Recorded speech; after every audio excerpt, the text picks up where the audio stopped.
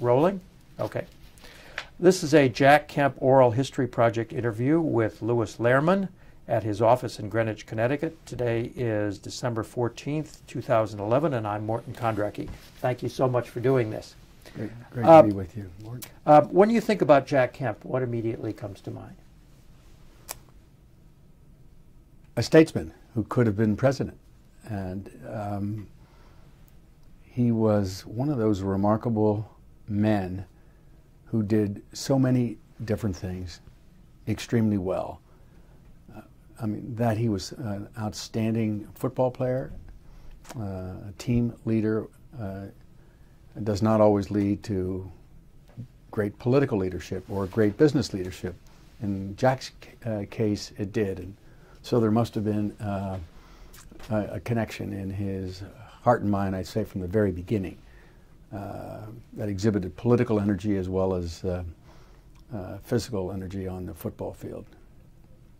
So what do you think are his most outstanding characteristics, both personally and politically? His most obvious, I'm not sure it was his most outstanding, but his most obvious characteristic was the enthusiasm, the infectious enthusiasm which he would generate as the leader of a team. I think he woke up in the morning thinking himself the leader of a team, whether it was he and Joanne and their family, a team to make America better, or whether it was the team that he organized in politics when he first arrived from Erie County, Pennsylvania. He was a natural captain, and probably was the captain of his football teams from the earliest days in grade school. Yeah, he used to tell his kids as he was leaving the house, "Be a leader." You know, that was, so when did you first meet him?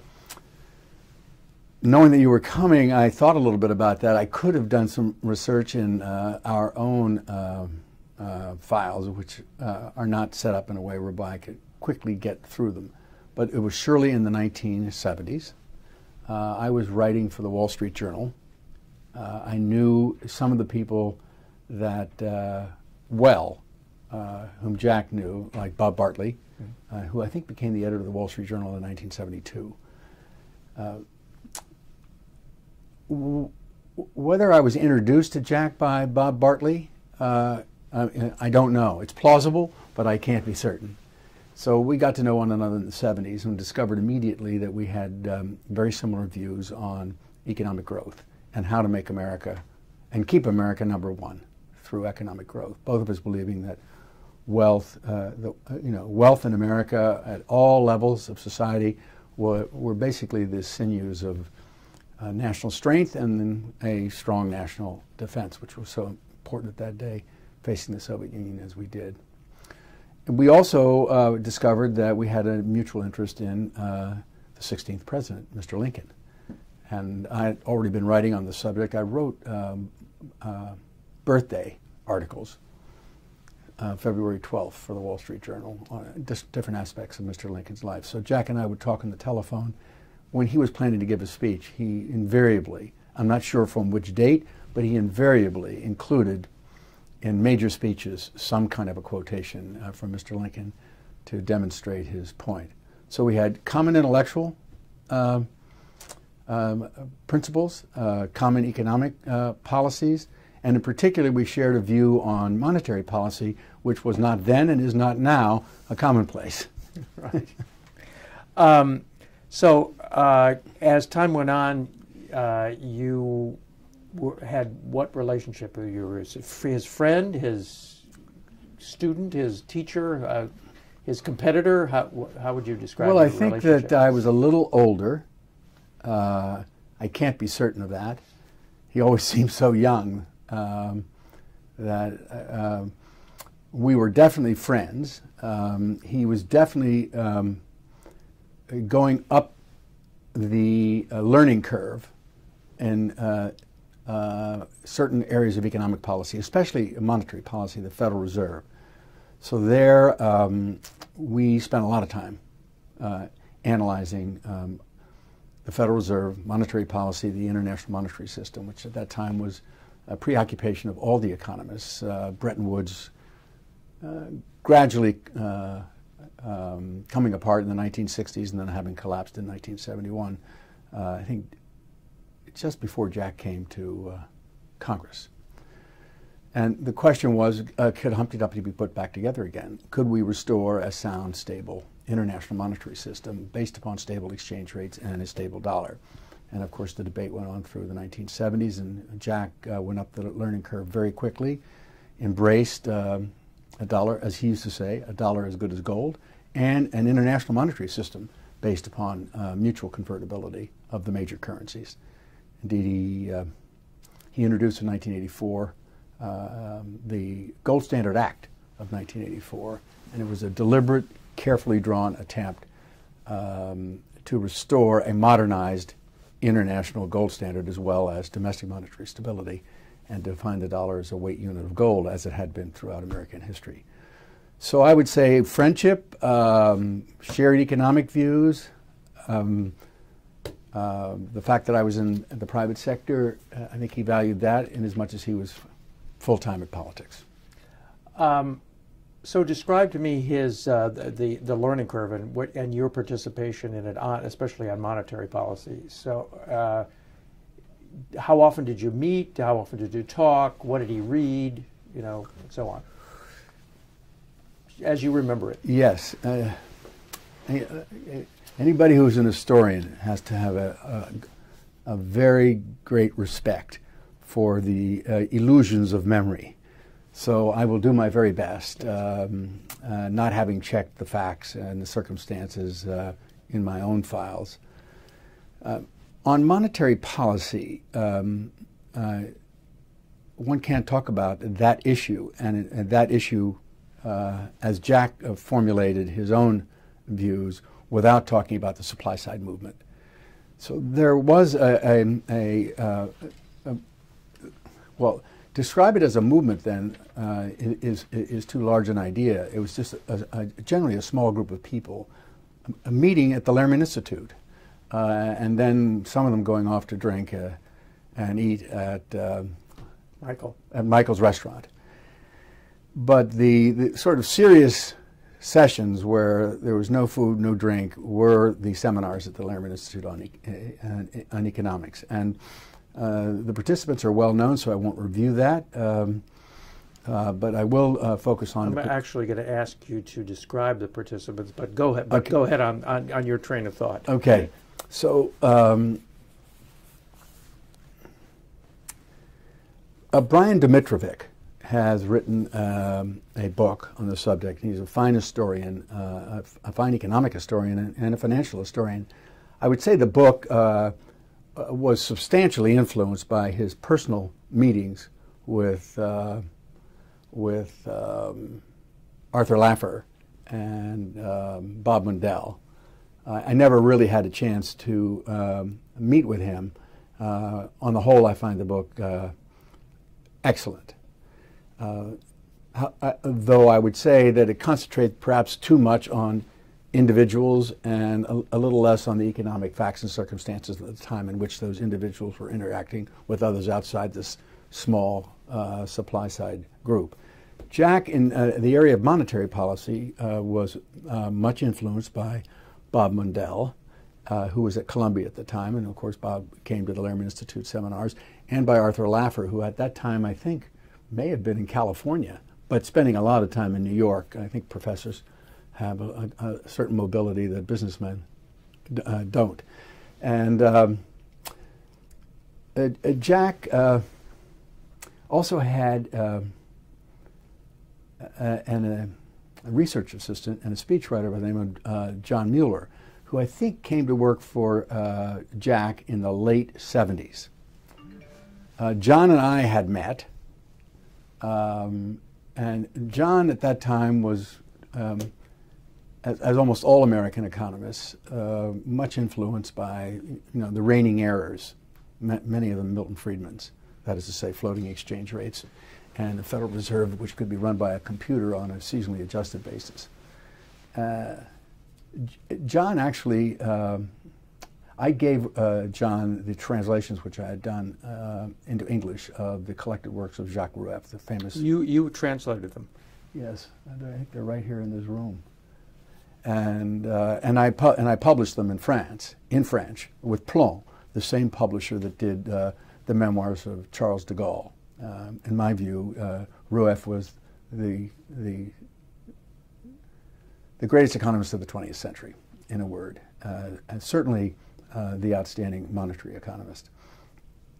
So John Mueller, in fact, embraced it very quickly after reading these volumes. Bob Mundell and Art Laffer, on the one hand, and I sort of disputed the merits of monetary policy at that time. Bob was on the whole a man who wanted to revive some form of the Bretton Woods arrangement. And Art Laffer, I think, on the whole, deferred to Bob Mundell in monetary policy. Although he had many of his own views, and he was a very original fellow, as Mundell was.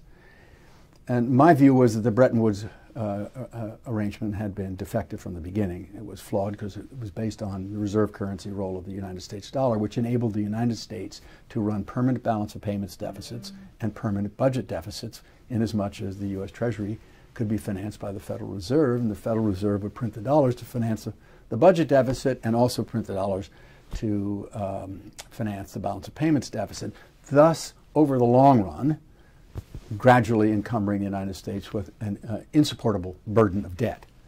I think the facts show today, 30 years later, that that was a correct analysis, and it continues.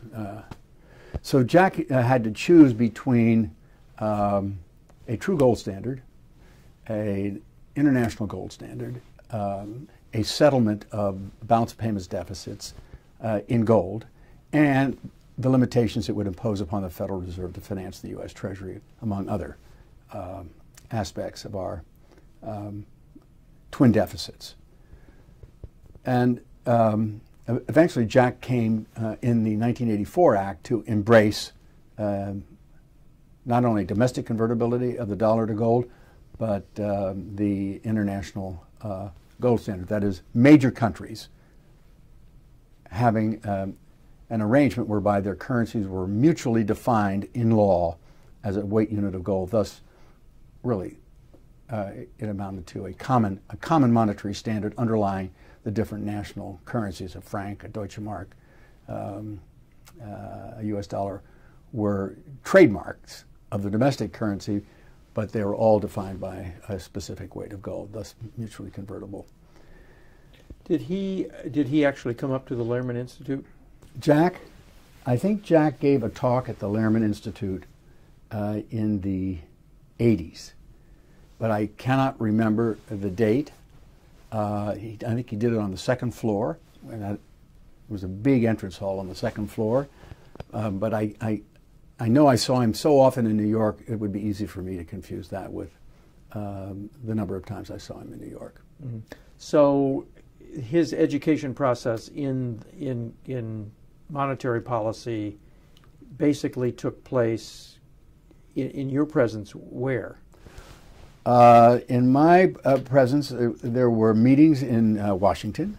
There were meetings in New York. But I would say maybe 80% of the time I spent with Jack turned out to be in Washington, especially if you, not to mention long phone calls. And somehow... How often? How often? It's hard to say with certainty. It's long enough ago. We're talking about the 70s and the 80s. But regularly. If it wasn't about monetary policy, it was about Lincoln and looking for ideas for his speech. If you were going down to Washington, you'd just naturally stop into his office? I would. And then you'd spend how long with him? Sometimes a very long time. Jack was very generous with his time. And very often there were other people there, whether it was Bob Mundell or Jude Winniski or John Mueller. One of the things that I do remember is that I was able to conduct my campaign for the convertibility of the dollar and the repudiation of the flaws and weaknesses of Bretton Woods through John Mueller. John and I became close. John read the original works.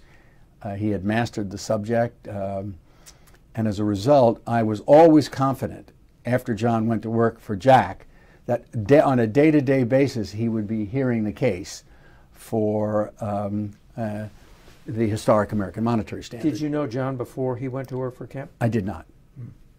John is himself a remarkable man. I mean, he is combination, he's the rare bird who is very, very learned and very, very modest.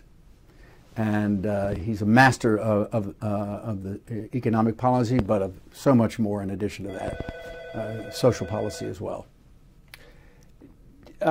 So how much of the stuff did Jack read himself? Jack read everything I wrote, and I wrote a lot. It seems it's being collected now, and there are a couple of volumes. He read everything that I wrote. I failed to mention the form of communication of sending him my articles, for example, that I might publish in the New York Times, the Wall Street Journal. I published a great deal in the 70s and the 80s. Morgan Stanley published 4 very big manuscripts on monetary policy. So Jack always was the first to get the documents. What he did with them, I don't know, but he was a reader. He was an avid reader, and I always believed that he had read them. You get feedback?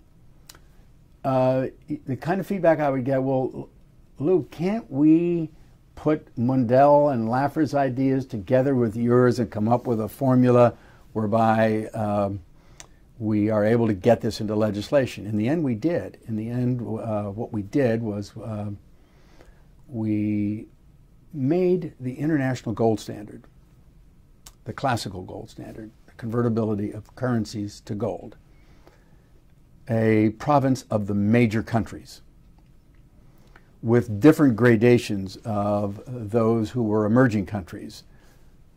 Emerging countries would reach a certain level of prosperity based substantially, I think, on per capita income. And then they would be required to join the international monetary system that was upheld by Europe, Japan. When I say Europe, they were individual countries in Europe at the time, led by Germany and France and England. But the major developed countries, plus Japan, and America, would be on a classical gold standard, where all balance payments deficits would be settled in gold, whereas emerging countries would not have to align themselves with it until they reached a certain level of prosperity. This was in order to establish a level playing field so that you wouldn't have a situation where you have a mercantilist power like China, essentially a predator on the international monetary system by maintaining a undervalued currency. So this would involve an international conference where everybody would have to agree on the standard? Yes. Mm-hmm. That was part of the 1984 Act? Well, it was not part of the 1984 Act itself. It was part of the plan. I'd have to go back and read the Act to see if there was any reference to an invitation for an international monetary conference. But it was always clear in Jack's mind, as it was in mine, and I hope I'm not projecting, that the United States would lead. Indeed, the same proposal I make today requires the United States to lead. Now, in the 1970s and 1980s, the United States was still the hegemonic power, much more so than it is today. So the idea was a natural one, and almost never questioned the United States could lead a restoration of the gold standard, even for those who of course were unalterably opposed to it. Whereas today there are those who do not think we have sufficient power to do so. Now, this circle, supply-side circle on monetary policy, had, I take it, when these meetings took place, in Washington or at the Lehrman Institute had people of different strains, as you described, some Mundeleans, some Rueffians, and I guess some monetarists too. Paul Craig Roberts, I guess, was... Two Rueffians. Huh? Two Rueffians. Two Rueffians. Mueller and myself. Yeah. So how did the action take place? I mean, did Jack just sit there and let everybody argue, or did he direct the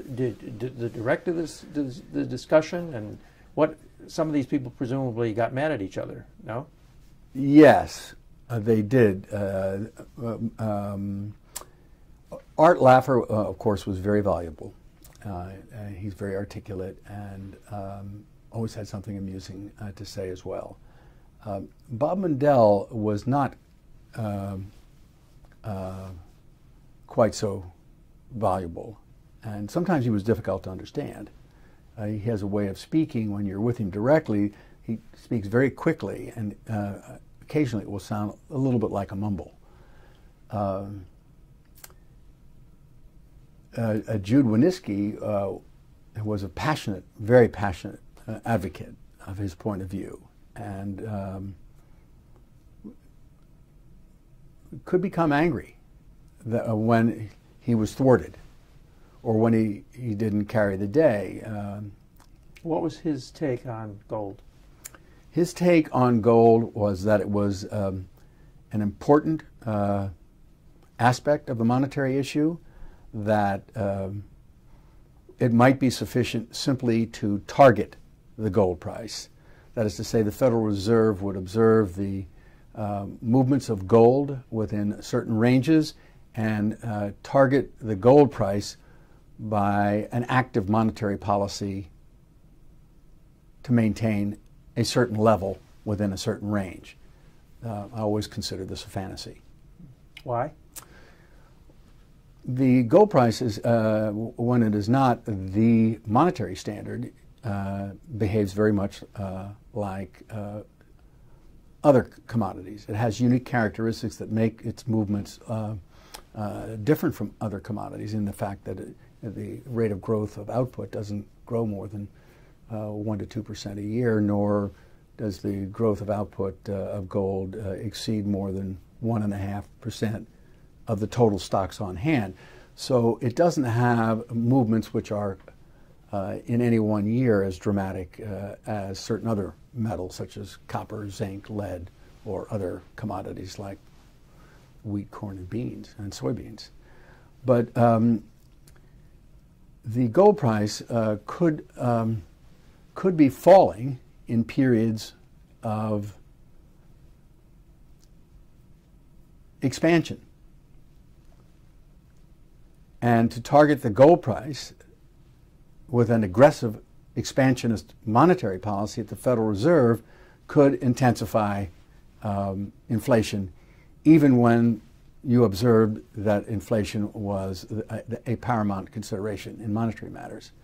So that the only way in which you could stabilize the dollar was, in fact, to fix its value. So I opposed targeting the gold price because it was as ineffective a policy as targeting the inflation rate or targeting the core inflation rate, because the variations of the inflation rate or the core inflation rate or the gold price were not always related to the simplistic reductionism that comes down to an analysis of what the Federal Reserve System is doing. So how did Winniski take that? Jude would get annoyed with me. Eventually, I think Jack embraced the classical gold standard. You could call it a Rueffian view, but it's the classical mechanisms of the monetary system, which I think substantially accounted for the stability and the rapid economic growth and the integration of the world economy during the Great Industrial Revolution without inflation. So Jack came, I think, to have a great deal of respect for the 19th century experience and believed that there was no reason why, with convertibility, we couldn't do it again. I'm just trying to get the picture here of Jack at one of these discussion sessions. Does he ask questions? Does he lead the discussion? Does he let everybody dispute amongst themselves and just listen? How did it work? He leads the discussion. He asks questions. He is always attempting to moderate the passions that could arise from one person or another. He would always want to guide the discussion toward... Got any favorite stories about that process?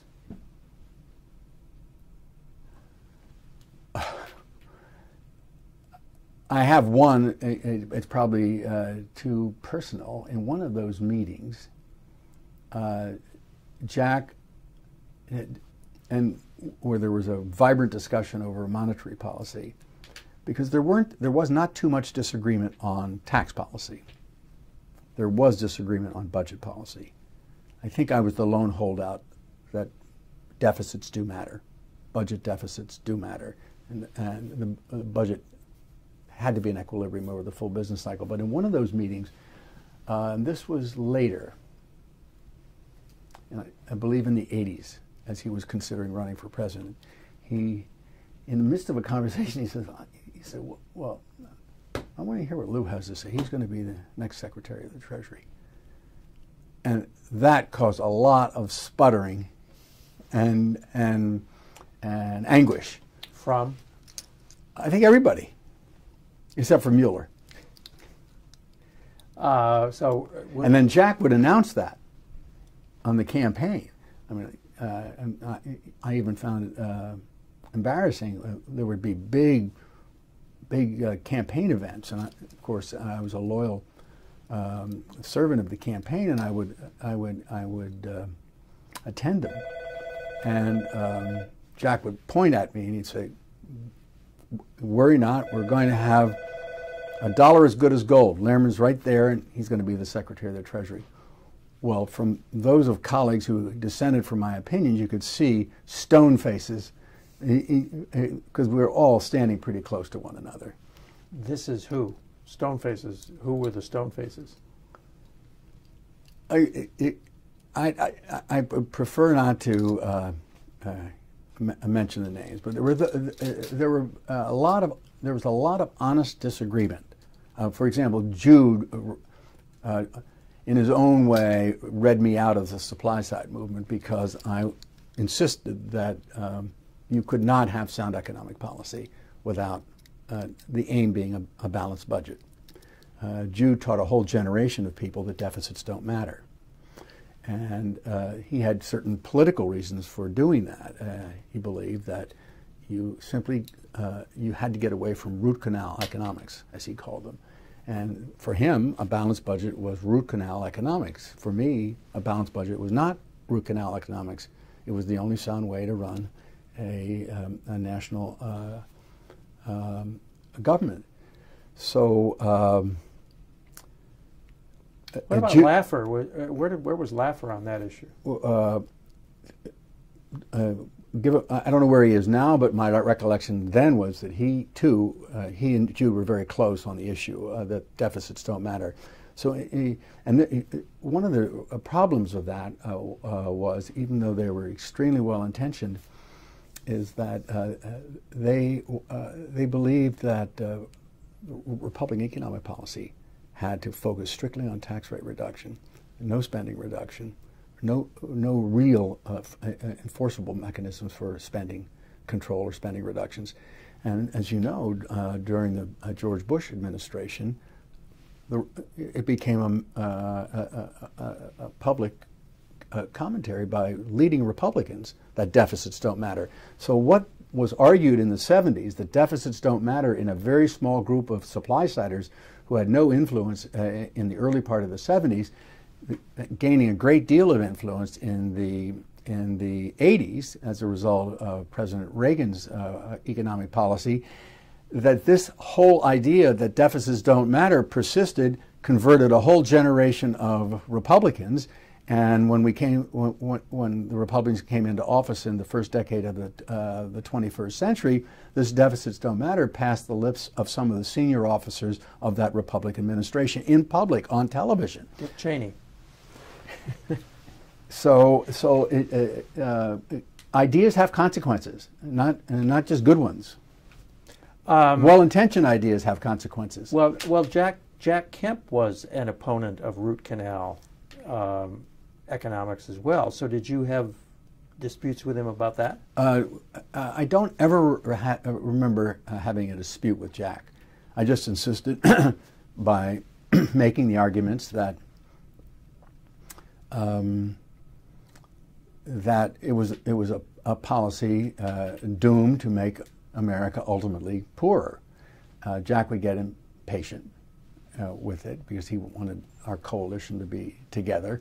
Eventually, Jude, in his own way, wanted to rule me out of the supply side movement on the deficit issue alone. Mm-hmm. But Jack, how did he do that? Writing you out? I mean, he wrote some hard articles. Uh-huh. Yeah, I don't exactly remember when they were published. He had a firm called Polyconomics, and yeah, he had some hard articles that he wrote there. So, do you regard yourself as a supply sider? Well, yes, certainly. That the Lehrman Institute was one of the places where the entire movement was hatched.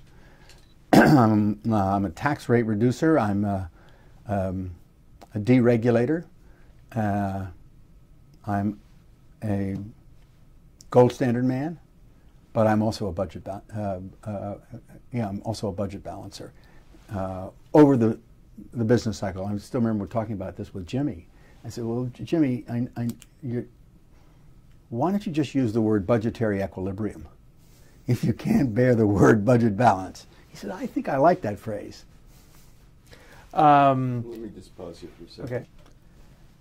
So in this circle, just tell me where some of these other people came out on all these issues. What about Paul Craig Roberts? He was a talented guy, and he was on the whole, as I recollect, indifferent to the budget question.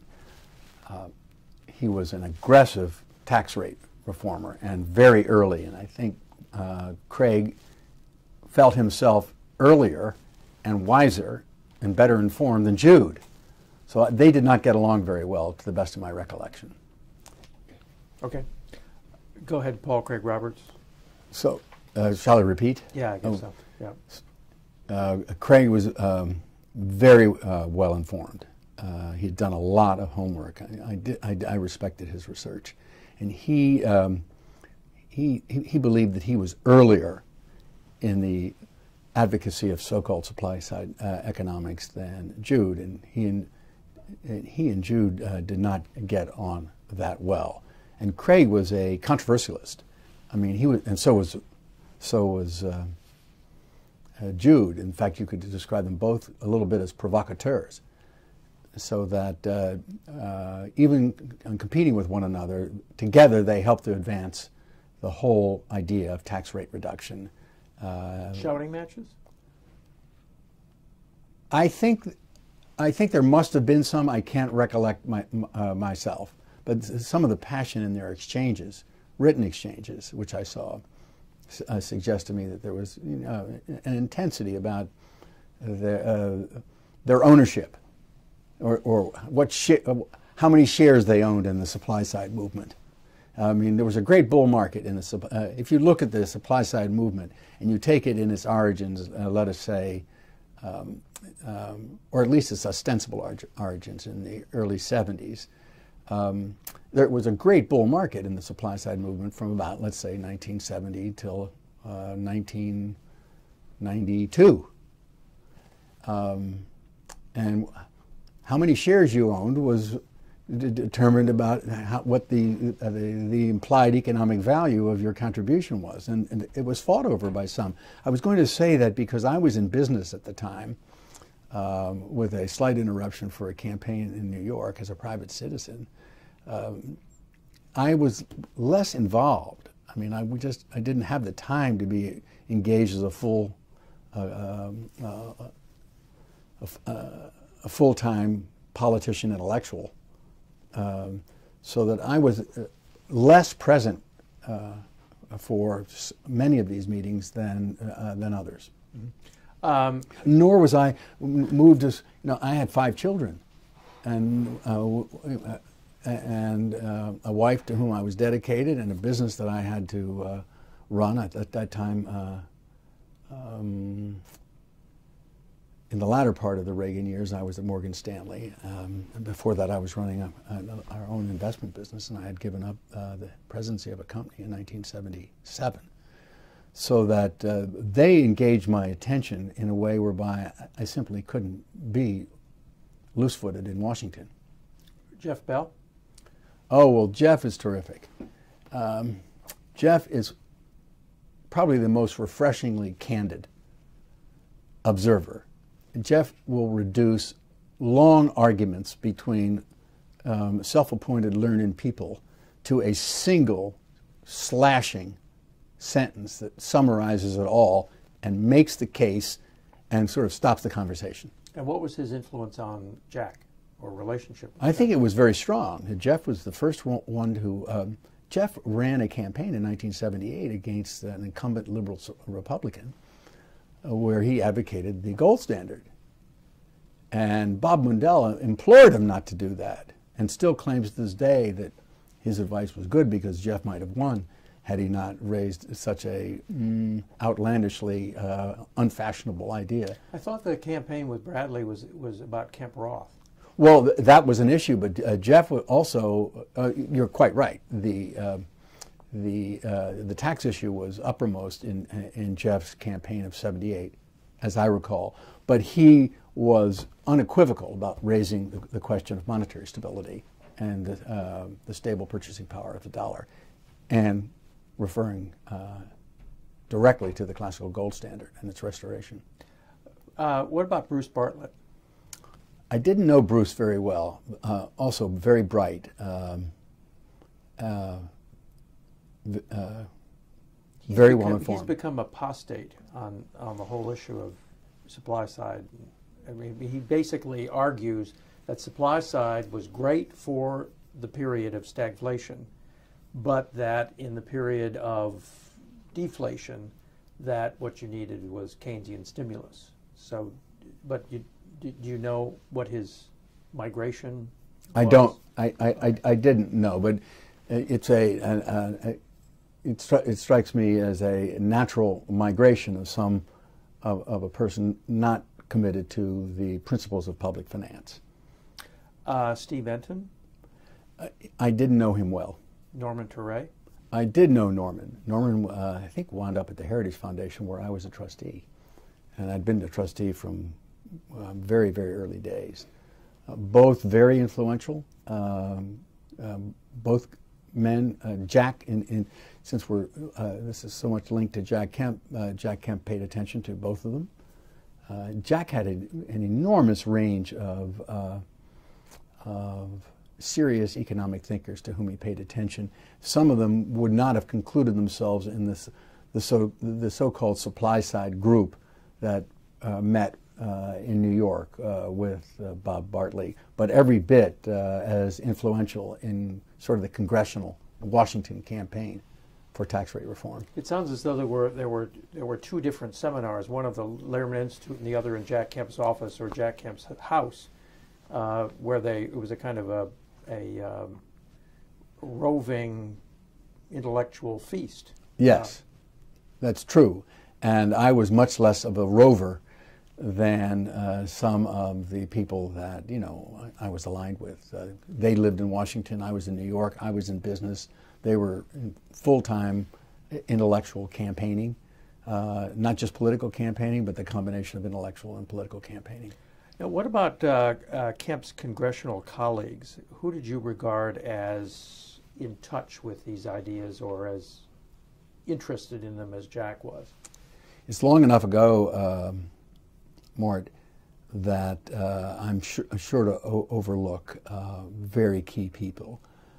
But I'm sure you'll be able to remind me. But well, Vin Weber was Vin one, and he was smart, effective, practical, and a supply-sider. And I think Jack paid a good deal of attention to him and cherished that alliance. And then the senator from Wisconsin, Kasten. Bob Kasten. Yeah, Bob Kasten came a little later, but was also very good. There were lots of jokes about Senator Roth because in his adjustment to the idea of Kemp Roth, I've forgotten there were really funny stories about that whole subject and its discussion that I won't repeat because I can't remember them. But Senator Roth was certainly very important in the legislative campaign. Where did Newt Gingrich fit into all this? Well, Newt, perhaps you remember when Newt arrived. 78. 78. And Jack arrived in 70. So Jack was, so to speak, as Dean Acheson said, there at the creation. And Jack also had a very winning personality and a team-building style. Newt had a team-building style. Newt believed that if he was going to prevail, that in the very few discussions I had with him, that we had to create what he came to call the Opportunity Society. I never knew the relationship between Newt and Jack, that is to say, what the intimate relationship was on the day-to-day at the House floor or even at dinner. But I had the distinct impression that they were collaborators and that Newt was accepted the fact that he was the junior in the supply side movement, although considered a loyal lieutenant. Mm-hmm. Trent Lott. I liked Trent Lott. He was an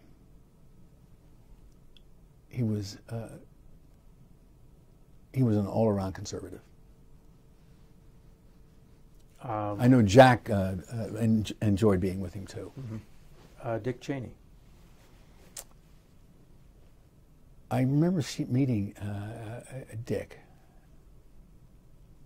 I don't recall him being an active supply side ally in the House with Jack. I met Dick Cheney, though, earlier than that. In 1971 and 2, when I was running a business, president of a small business that I wanted to grow rapidly, and we were operating in 5 states by that time. Richard Nixon suspended the convertibility of the dollar, but in August of '71. But what he did was he imposed the first peacetime wage and price controls in American history. And I was running a business where there were 10,000 products from major manufacturers involved, and Rite Aid. Yes, over a wide geography, and it made it impossible to run a business intelligently. Not just for me, but I was sure for every small and medium-sized business. Even major businesses, they have all kinds of exemptions that they get, and they all even profit from barriers that are established by government. So I went to Washington and sought an interview with the price and wage control czars, Don Rumsfeld and Dick Cheney, and I met with them in the White House. I'm sure their calendars would have to show it even if they don't remember it. And I told them we had absolutely no alternative to bring an action in the federal district court for relief if we couldn't get relief by some ukase emanating from the Kremlin. Ukase being the form of the Russian word. Yeah. And they were wonderful. They were very gracious and everything, and yet they were unable to do anything. So I filed a complaint in federal district court in Scranton, Pennsylvania, and was given injunctive relief by the court. Okay, let's go to the Reagan era now. Did you have a connection with Ronald Reagan? Well, I met him. I still remember when he was referred to, I think, in a New York Times article as a troglodyte. in the early 70s in the contest with Ronald Reagan preceding the 76 convention. I knew Jim Baker and I knew George Bush. I went to school with George Bush's younger brother, William Henry Trotter, whom we called Bucky. Bucky was in my class at Yale. So I knew the Bushes, and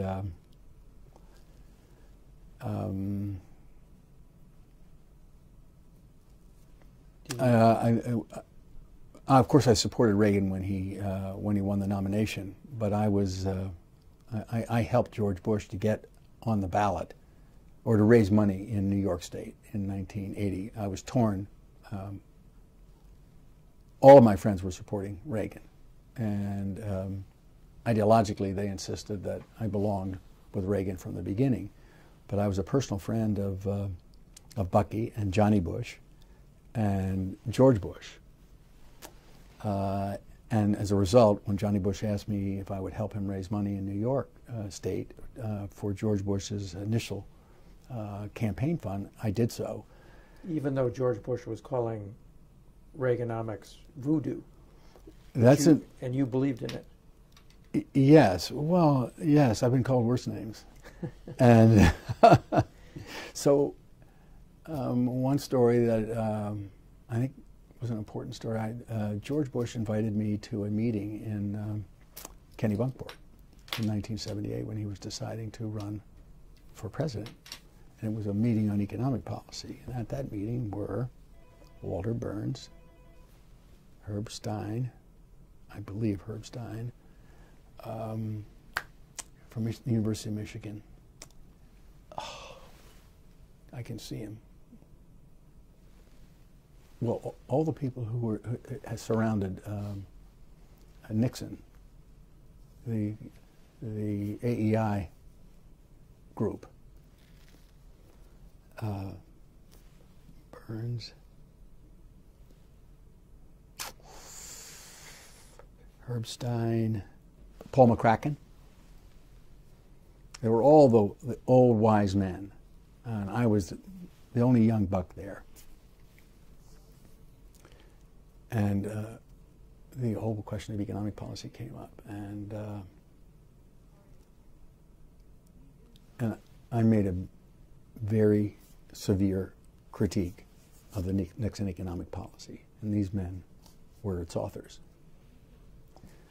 So I think George, who knew me as a young buck, had mixed feelings. I mean, here was voodoo economics in the center of this group of beard strokers who had taken America down a very difficult road in 1970, 71, both at the Federal Reserve in the case of Arthur Burns and in the case of the advice that Nixon received with respect to monetary policy from all of them, from Nixon, Volcker, reluctantly Volcker, but nevertheless on board, and Burns.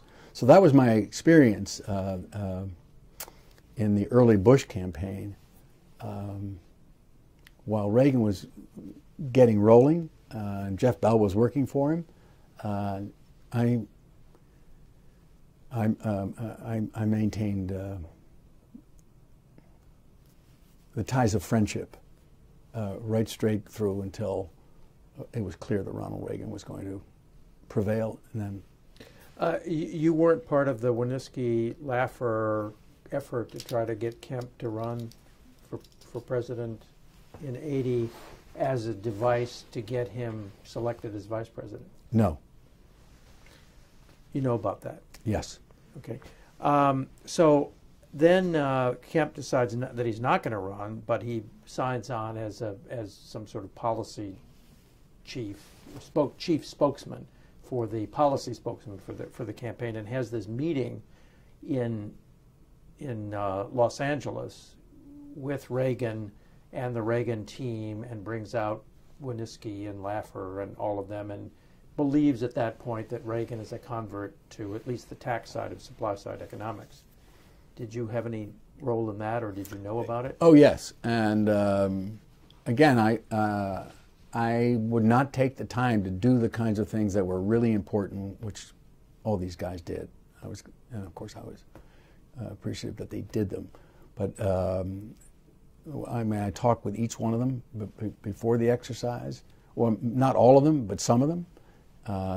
I endorsed the exercise. I believe it was referred to as a boarding party.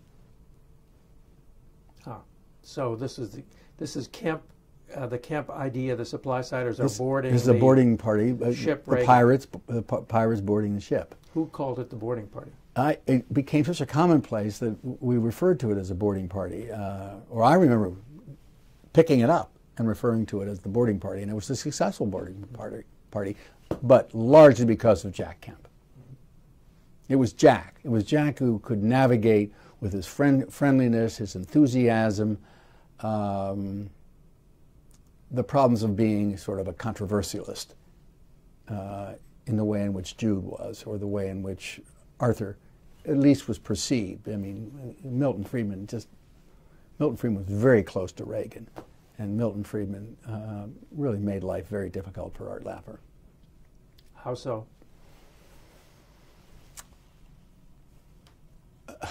I forget when it was, but I bet you Jeff Bell can give you the date and the time. Certainly John Mueller can. Art Laffer gave a talk at the University of Chicago where he was a junior faculty member on, could it have been monetary policy? And Milton Friedman got up to the podium and referred to Art Laffer as Laughingstock. Laughingstock Laffer. And in the world of the self-appointed Illuminati of the Academy, Art Laffer was made a laughingstock by Milton Friedman, who was himself an outstanding controversialist. I debated him in several conferences. There were lots of monetary conferences during the 70s and the early 80s on the issue of a discretionary Federal Reserve monetary policy, or the euphemism was rule-based, but of course that was the self-conscious way of expressing the view that we should have a dollar defined in law as a weight unit of gold. In those days, in the 70s and 80s, the whole idea of bringing forward convertibility, the dollar to gold, was considered impolitic, even by certain supply-siders. So different euphemisms were invented. A dollar as good as gold, which was what Jack's slogan. Monetary reform, a stable dollar. You'll find in the platform of 1980, a stable dollar. Discipline on the Federal Reserve, which Jude ruled out because he wanted no discipline anywhere. He spend, elect. He adopted from FDR. So it's only been in the last. And this is Milton Friedman, because Milton Friedman was so influential. Very. On Reagan. Yes. The whole Hoover gang was very influential. And Friedman, of course, had just won his Nobel Prize, I believe, in 1974. And very, if you ever saw him, he's very articulate, he writes very, very well, but truly ideologically committed to a free markets except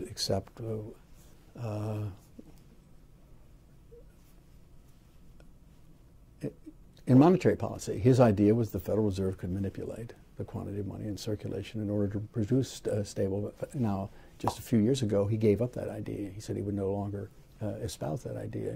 Basically, he said it didn't work. So he became a convert to gold? No, certainly not. There's in a book of his called Dollar and Deficits, he has an article on the gold standard, or several, and one of them says, yes, he would embrace a true gold standard, but he defines it in such a way that it's both narrow and impractical. It's a very short essay. If you picked up the book Dollar and Deficits, you'd see it. It reads well because he wrote well. Yes, it would have permitted a gold exchange standard. When the boarding party landed, got onto the ship, did they advocate gold as well as Kemp-Roth? I can't say, but I doubt it. Because it was a... Because I wasn't there. Uh-huh. And there were lots of conversations, both with the great man and in planning what to be said and who was to say it. By the way, Jeff Bell is one of the master tacticians and strategists on who is to say and what is to be said. Some people, I've heard somebody refer to him as the Babe Ruth of politics. That is to say, he swings for the fence, and he likes to see the ball sailing over the center field wall at Yankee Stadium. But you have occasional strikeouts with such a swing. Let me go back to one other 1980 issue. That's the year that Kemp decided not to run for the U.S. Senate against Jacob Javits. Did you urge him to do that, to run? I did not. Okay. Do you know why he didn't? No. On the whole, I was never deeply involved in.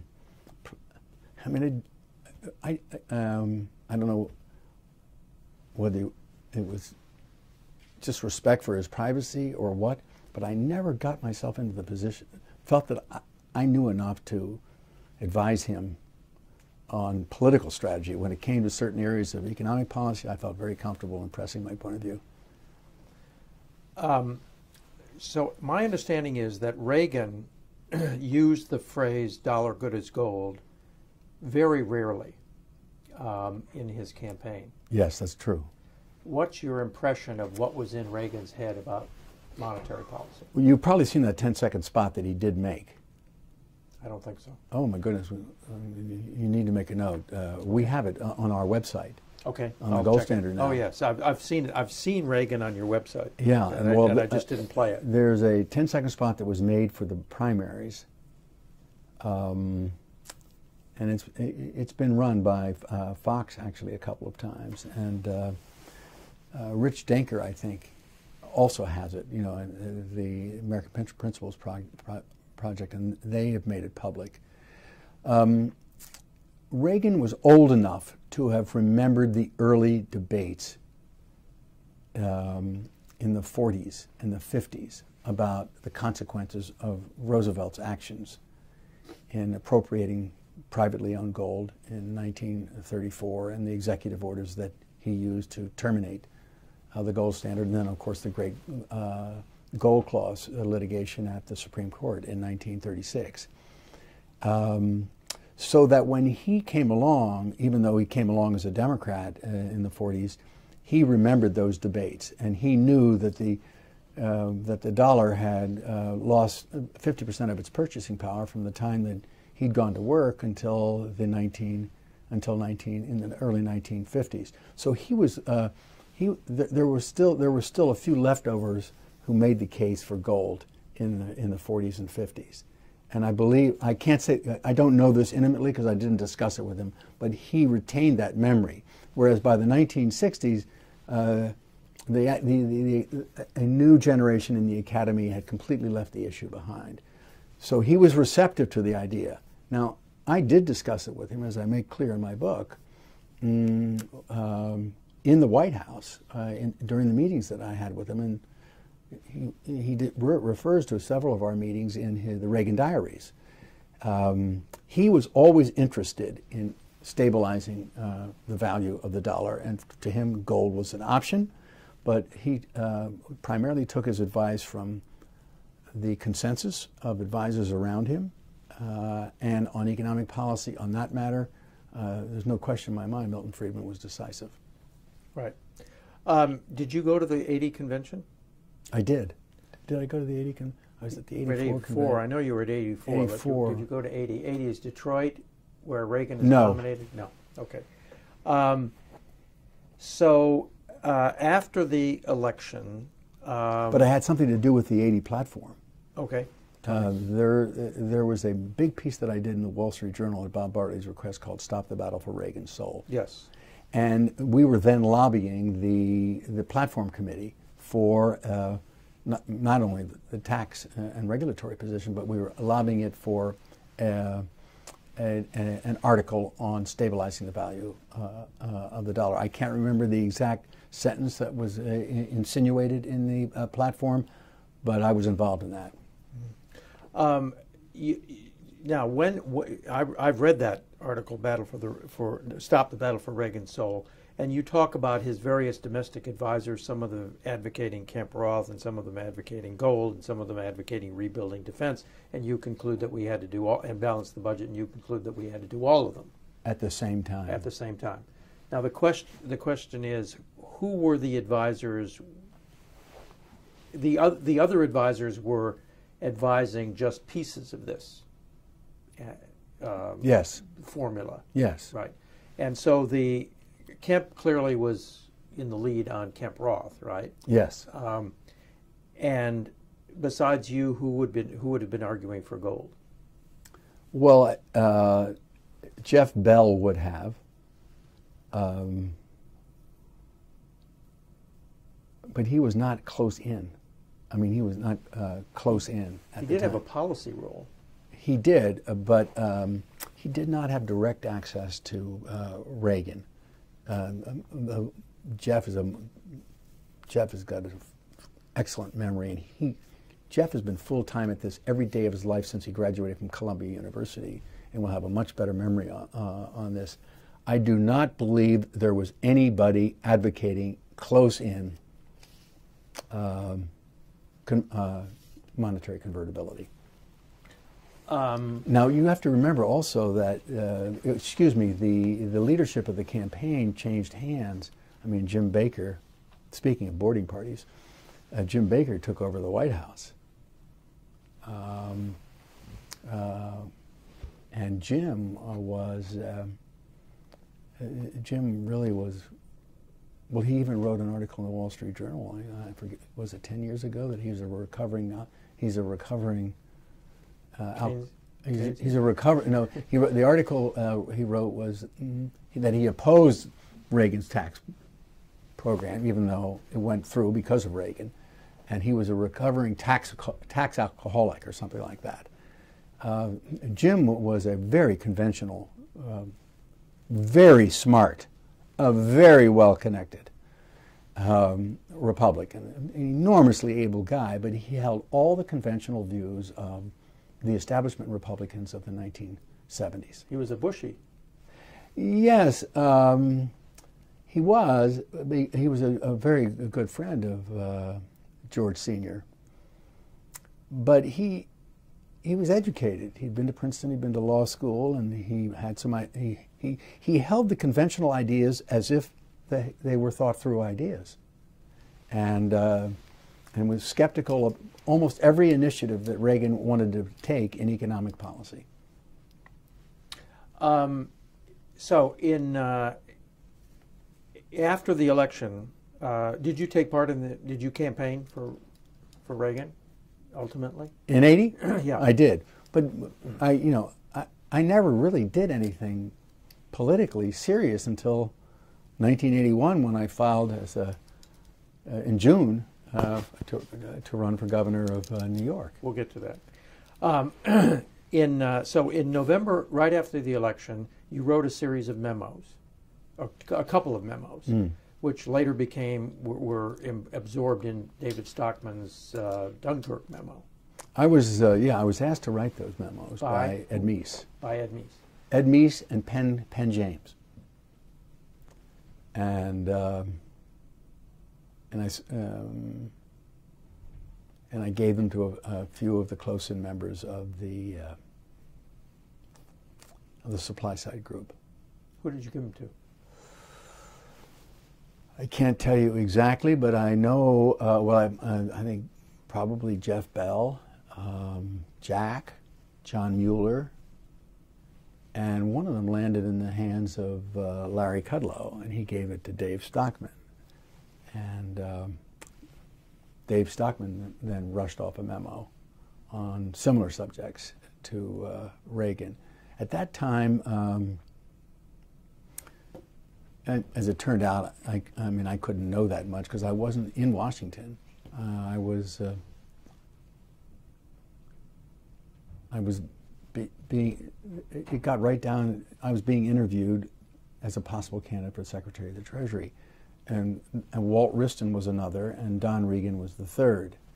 And you were interviewed by who? Penn James. You got, and Ed Meese. Kemp was advocating you for Treasury Secretary. He was. Correct. Mm. And do you know what his campaign for you involved? I do not, but I know that that Jack made it very public, his campaign, and that there were certain elements of the Reagan administration which resisted Jack. And who was that? I cannot tell you on good authority. I could guess, and I would prefer not to. I mean, one always tends to know or to guess about where the opponents are for things that are important, but I just don't know it. But you got as far as the interview process. I did, and it made the New York Times and the New York Post, or all the newspapers, that it was Wriston, Reagan, Don Regan, or Lehrman. And of course, I was a young buck. I was in my, I think I was 41 or 42. And I was told after the appointments were made that they could only have one young man in the cabinet, and they chose Stockman for OMB. And did you were also a candidate for Council of Economic Advisors, chairman, correct? It was written so.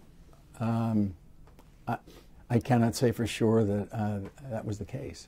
It was definitely written, and then I was a candidate, and then it became the Federal Reserve Board. I mean, these were articles that were in the New York Times, so somebody was leaking these.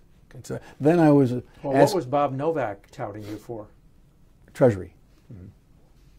And which came directly from Kemp. Yes. And then, irony of ironies, they asked me if I wanted to be ambassador to France.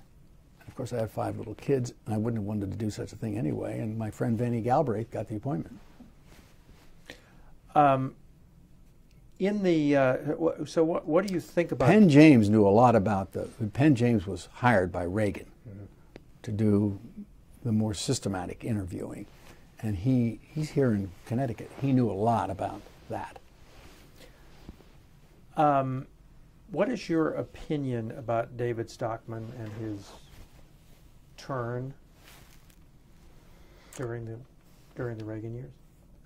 I did not have an intimate knowledge of the politics of the time. I see David from time to time now because he's become a gold standard man. And he's come to talk about it, and he asked me for my work, and he's been inundated with it. And he's in the midst of writing a book. I think it may even be called Crony Capitalism. It is. We talked to him last week. But back in those days, he was deemed to be apostate on the supply side issue because he decided that Reaganomics was going to blow a hole in the deficit in the budget, and you remember he talked to Bill Greider of the Atlantic Monthly and the Trojan Horse and all of that stuff. You must have. Well, there were some personal indiscretions on his part, which young men commit innocently. David and I shared. I think now that you mention it, David and I shared the view that the budget deficits do matter. And he, of course, was at the center of government at the time, and I was just an outsider in New York, sort of amicus curiae. I would say that David and I were the only 2 guys who had an association with the supply side movement who were deeply committed to disciplined budget policy. So I never was part of the gang that either in the press, the way Bob Novak would criticize David for his focus on the budget. I thought it was indispensable. Did you talk to him? Did you know him back Yes. in those days? And how did Kemp react to his claim that Kemp Roth was a Trojan horse for trickle-down economics? Yeah, I can't say that I remember. I certainly must have discussed it with Jack, but I don't remember. Let me run through some people in the Reagan administration and ask you what they thought about Kemp and Kemp's ideas. Ronald Reagan himself. I think when I was with President Reagan and Jack's name would come up, he would always smile. Now, that's not uncommon for President Reagan. He has just this perfect temperament. I think he viewed Jack as a senior cheerleader, ally, leader in the House. I think he was well aware that he was surrounded by, in the early years, with, or even in the later years, with cabinet officers who did not take Jack as seriously as they should have. But I believe he did take Jack very seriously. And he did not resent it, or did he resent it, when Jack opposed him on the tax increases that followed the 1981 tax cut? I cannot say with any authority, but knowing Reagan as I knew him, which was not intimately, I think he accommodated himself to the necessary interests that different politicians have in different positions, even when, on the whole, they're allies. Mm-hmm. Don Regan? Don I knew well. Don was the head of Merrill Lynch when I took my company public, and he had a dinner for me. Merrill Lynch was one of the bulge bracket underwriters. That was in 1968, so I knew Don from the 60s. He was a good Marine. He was the son-in-law of Bob McGowan, Charlie Merrill's son-in-law, and he came into Merrill Lynch, well sponsored by Charlie Merrill, who founded Merrill Lynch. He was a disciplined executive. It was a boom period. I have to say that almost any brokerage firm would have done well in the 60s. Mm-hmm. He was never interested in public policy. If you read his memoir, he says that I almost hired Lou Lehrman as the deputy secretary, but I thought he was too smart. You should look at it. He's very, very candid. I thought he was too smart, and he would have his own policies, and I didn't think I could really handle them. I remember talking to him and saying, Don, so somebody had pressed him to hire me as deputy secretary of the Treasury, and he'd given it some thought, decided not to do it on grounds I presume he honestly wrote about in his autobiography. So he was not a policy guy. I met with Don Regan a lot. He was very open to my thoughts, and I sent him my research.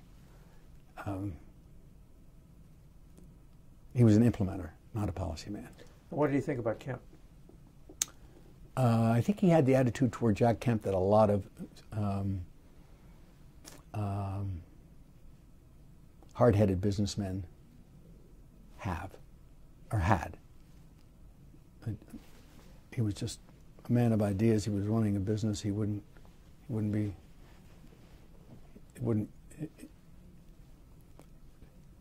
self-appointed, successful executives of business are very often dismissive of politicians and intellectual politicians.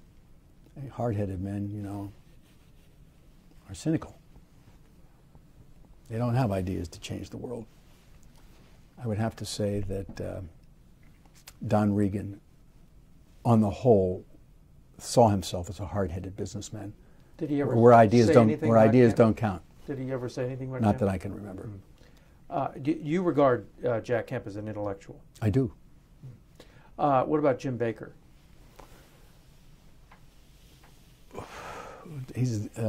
Jim is very, very smart,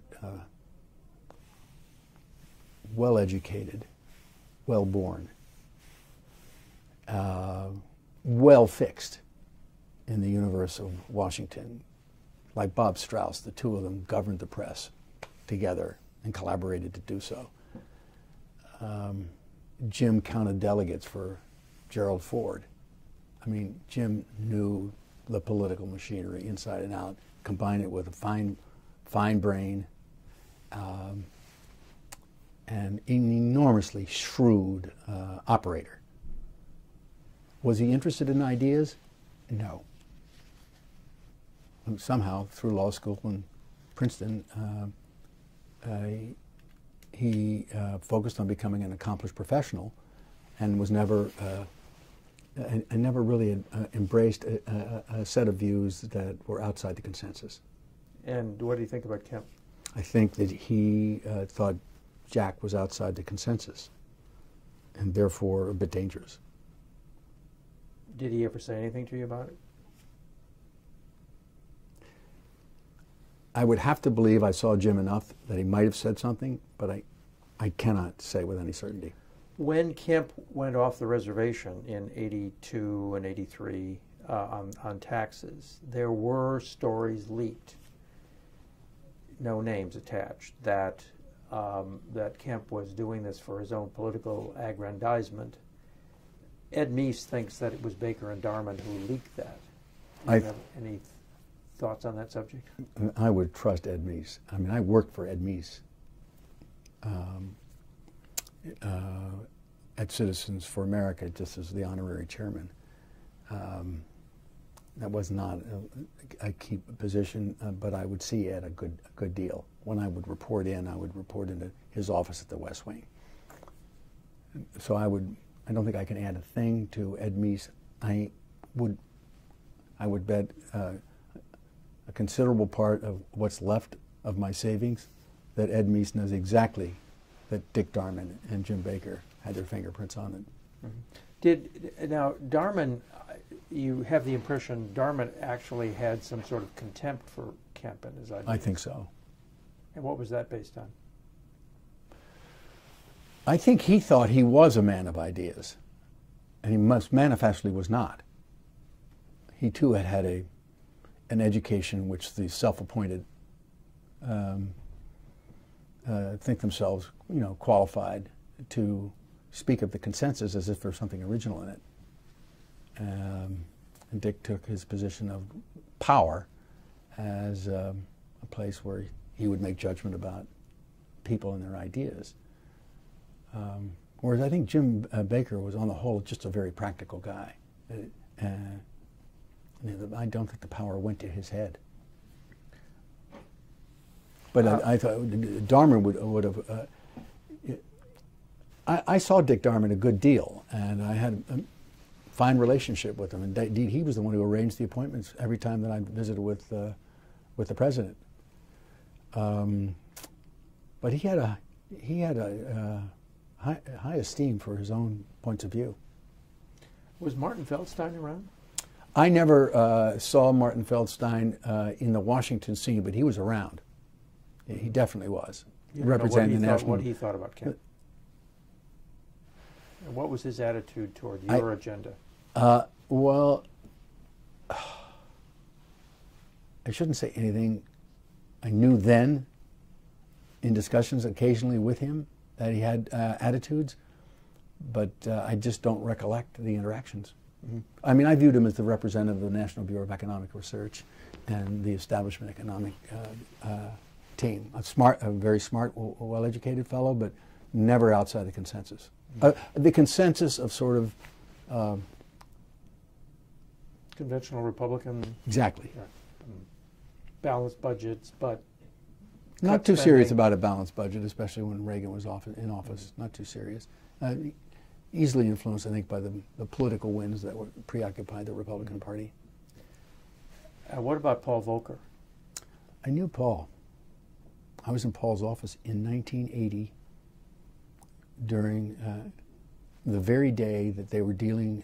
He was dealing with the collapse of the financial markets under the Hunt effort to corner the gold and silver market.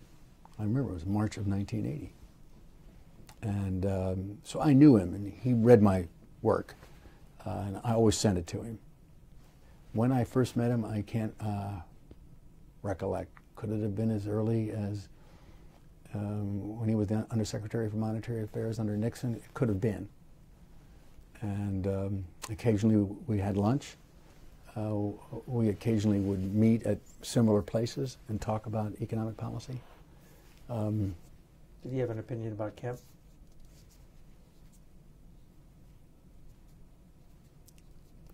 I'm sure he did. I can't tell you what it was. What was his opinion about gold? He was caught up in the Robert Rosa, who was the Undersecretary for Monetary Affairs under Kennedy and Johnson. He was caught up in he was a young man at that time. He had come as a lowly vice president of Chase into the government, and he was caught up in the consensus thinking of the time. He was at Camp David for the meeting that led to the suspension of convertibility, imposition of price and wage controls, and a 10% devaluation of the dollar. But at that particular meeting, I think he showed where he truly was. He doubted the wisdom of the move, but he did not have a comprehensive, well worked out view of what the alternative was. And it's not so much that he rejected gold or even the gold exchange system of Bretton Woods, is that he did not have a conviction about why it could work if it were reformed in a way whereby it was not destroyed. That was the impression I always had of him all the way through. Just not a great deal of conviction in leading monetary reform, but a certain amount of conviction in putting the interest rates up to 21.5% and taking us through it. Well, somebody quoted him as saying that when he was Fed chairman, that he actually followed gold, that he somehow paid attention to what the price of gold was in guiding his activities. I think that was a Winnicki conceit. It may have been true. You don't know it for a fact. Indeed, I doubt it. You doubt it. Okay, so why does Reagan never go for gold?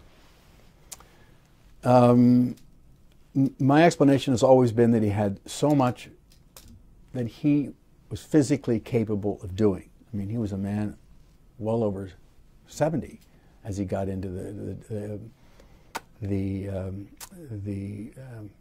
best years of the presidency. He was able to get a first tax reform through. He was able to, with Cap Weinberger, to put through these budget-busting budgets. Defense budgets. Yeah, with a 7% of GDP. I mean, it was really something that was entirely inconsistent with what he had campaigned on, a balanced budget. And he had the four-legged platform: a balanced budget, monetary stability, tax rate reduction, deregulation. He dealt with successfully with the controllers.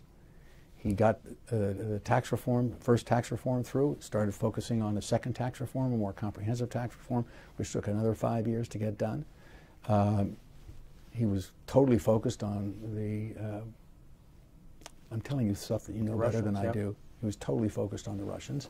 And it was it was in a bad odor, monetary reform, among many of his key advisors who were peers, age-wise, of his. And it seemed to him less important. And by the way, things were going very, very well indeed. They appeared to be going very, very well.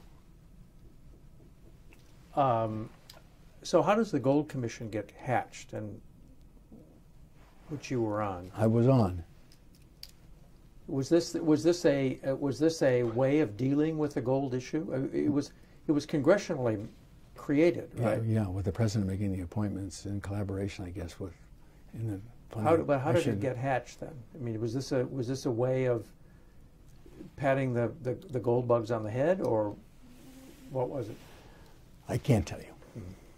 All I know is I got a call saying the president's appointed you to the Gold Commission, and I attended every meeting, and I took on there were 22 members. Anna Schwartz was plugged in as the executive director. It clearly gives the impression that it was rigged from the beginning. Well, she's a freed maniac. She's a first-class freed maniac, very capable, very smart, good scholar, but she was Milton Friedman's partner.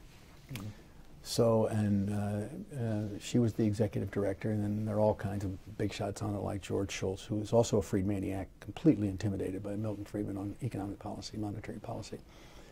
Although I had a great relationship with George. I used to visit him at the State Department. He would say, "Okay, Lou, you believe in free prices except for free prices of money?" And I said, "George, let's go somewhere else." That commission met, and there were good debates. Just theoretically, what is your answer to that objection? In other words, the Friedmanites claim that you created a free market in money and that everything would adjust itself because by the market, but you want to fix the price, the value of the dollar to a price of gold. And theoretically, if, for example, the economy grows faster than the supply of gold, then it would have a deflationary effect, wouldn't it? Yes, in the hypothetical. Probably not, but one can accommodate that. The problem is, Mort, that money is not another article of wealth in the market. It is the standard of value by which all other articles of wealth are exchanged in the market. And it's the standard of value which enables people who are even at war with one another to trade with one another when there's a common standard. Whereas when money becomes manipulated in its value, it is no longer a standard by which all other articles of wealth are measured. So the key is not just the definition, but the way in which you see the development of all commercial history over 3,000 to 4,000 years. Money, in whatever its form, even if it's a seashell, is the standard. It's the standard of value by which two men, sometimes uncivilized men, or I should say, Indian tribes and Puritans arriving on the shore exchange other articles of wealth. Once it becomes an article of wealth subject to the monopoly power of the government, it ceases to be the standard of value, and the whole purpose of investment fails as a result of everybody looking for almost any kind of vehicle by which to save money, whether it's antiques, whether it's other metals, whether it's oil, and a vast resource of investment is lost because the standard of value, the store of value function of money is completely lost. There are trillions of dollars hidden away, as it were, or I should say stored away in vehicles today, whereas if the monetary token were restored as a standard of value, gold having been the historic best standard, we're talking about trillions of dollars which would leave farmland investing, antiques, Picasso paintings, all of the vehicles that all of Wall Street, all of the world have attempted to identify as substitutes for the store of value, standard of value purpose that was served by gold. So it's a trick of words that Milton and George used. Okay, so if you were making that argument to Milton Friedman, what would he say? Well, he says in his Dollars and Deficits that I'm right, so long as you have a true gold standard. You have to he ultimately comes around to it. No, he says that, but of course he says there's, he essentially points out that this is impractical. This is not what the gold standard people. That's why I wrote this bloody book. This is not what the gold standard people want. They want a gold exchange system, and he was right. The Americans and the British wanted a Bretton Woods system based upon the dollar, sterling if they could, not on a clearing system whereby there was a common monetary standard for the purposes of international exchanges. So it was a level playing field. So there would be no ability of any one country to depreciate its currency in order to export unemployment to another country because of an undervalued currency. That's the consequence of floating exchange rates when you use improper language to characterize floating exchange rates as free prices. Okay, but so if you were having a debate with Milton Friedman and you made your argument that we need to have a firm standard, a solid standard. He would say to you what? He would say, so long, Lou, as you are prepared to inaugurate a monetary system based upon the true gold standard, that is to say, where gold is money and is exchanged as money. It would be under your system. It would. Yeah. So? That's why I no longer use any euphemisms. In the 70s, I allowed Jude and Bob Mundell to convince me, well, we have to use euphemisms like monetary reform or a dollar as good as gold or any of these other euphemisms that were invented to placate the self-appointed cognoscenti. I don't do that anymore. I put it right in my title. Yeah. Okay. 1982, you run for governor of New York. Did Kemp support you? He did. Mm-hmm. And he campaigned with me one day in upstate New York. Did you think that was enough?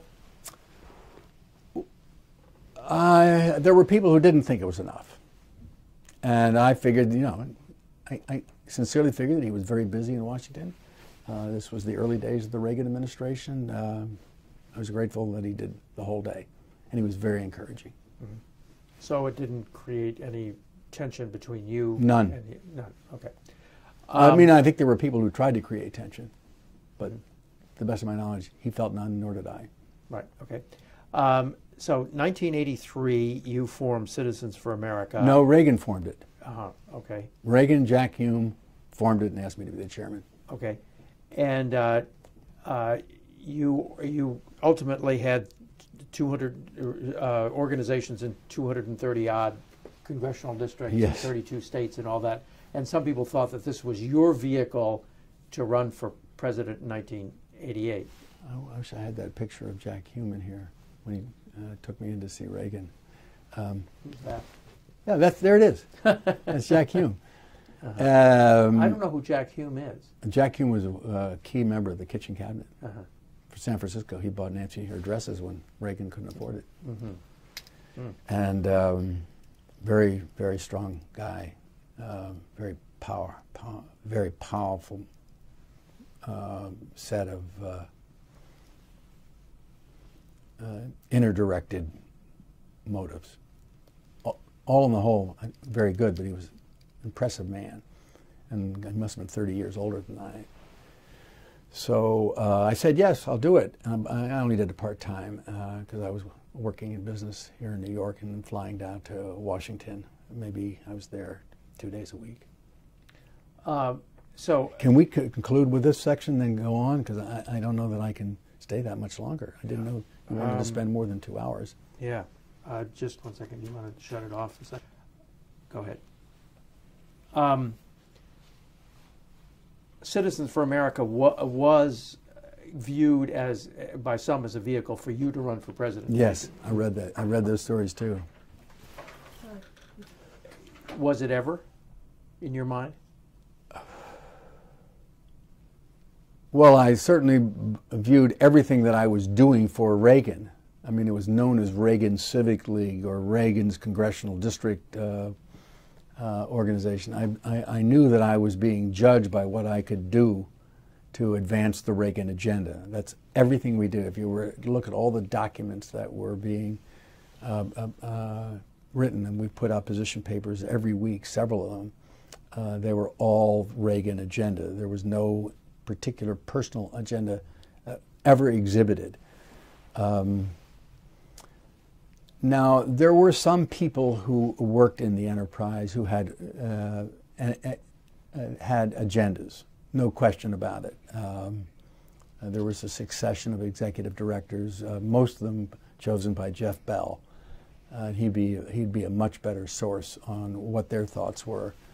And you know, because I had a pretty good campaign from standing start, zero name recognition in late '81 and early '82, and almost beat Mario.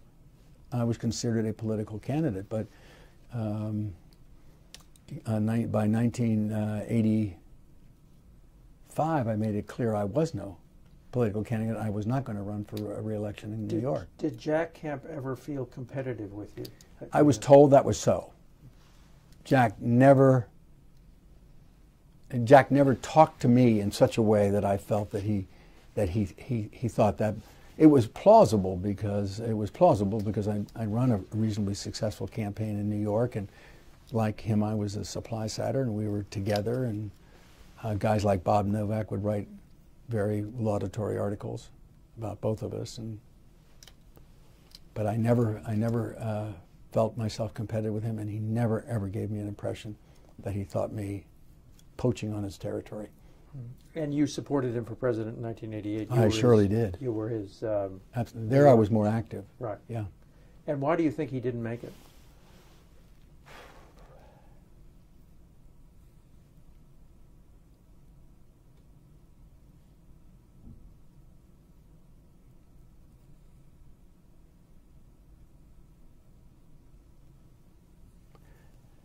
Whatever Jeff Bell says about that, I would agree with. And what I don't want to give you just a lot of words. I'd like what I say to have been a well-recollected analysis of what happened then. But I can't do that. Do you think he would have made a good president? I think he would have made a good president. Why? I think he had been around long enough to know that he had to surround himself with some people, good people who could get things done. Jack was a evangelist. He had thought through the positions he believed in. What he would have needed were people who agreed with him substantially and knew how to kick ass and take names. And you would have been his Treasury Secretary. And we would have kicked ass and taken names. Okay, last question for now. How do you think Jack Kemp should be remembered in history?